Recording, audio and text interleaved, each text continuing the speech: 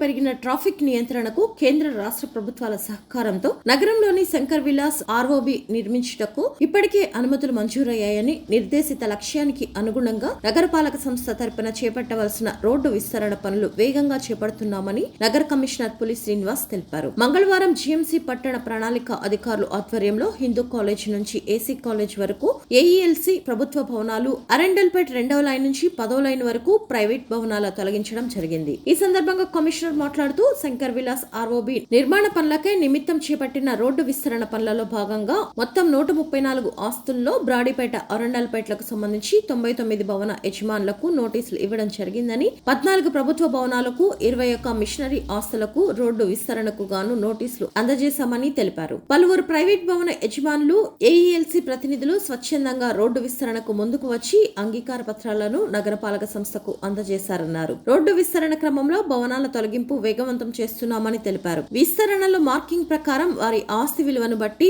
భవన యజమానులకు కోల్పోయిన భవనాలకు నష్టపరిహారం, స్థలం విలువకు 4 రెట్ల విలువైన టీఆర్డీ బాండ్లను అందిస్తామని తెలిపారు. కావున ప్రజలు ఎటువంటి భయాందోళనకు గురికావద్దని, నగరాభివృద్ధికి చేపడుతోన్న రోడ్డు విస్తరణకు ప్రజలు సహకరించవలసిందిగా కోరారు.